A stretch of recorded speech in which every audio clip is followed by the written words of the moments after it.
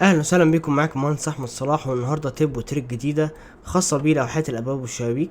بس قبل ما نتعلمها مع بعض اعمل لايك وفولو، عشان انا كل يوم بنزل محتوى خاص بالهندسه المعماريه والهندسه المدنيه وبرنامج ريفت، ولينك اليوتيوب موجود في البايو.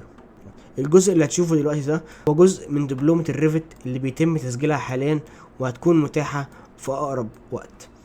طيب، التب والتريك بتاعت النهارده ان انا لو عندي ليجند كومبوننت زي الباب ده، الليجند كومبوننت ده ملوش قطاع، يعني ما اقدرش اطلع القطاع بتاع الباب ده، ما اقدرش اغير التايب بتاع الفيو ده اعمل منه قطاع.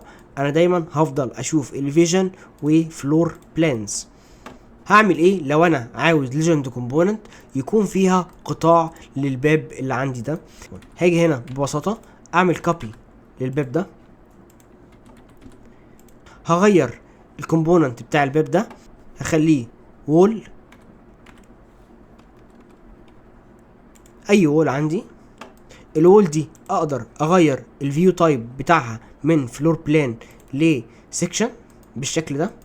هاجي هنا هعمل ماتش او اختصارها على الكيبورد MA، هختار الباب ده، هقول له انا عايز اماتشه مع الكومبوننت ده، هلاقي ريفت رسم سيكشن للباب.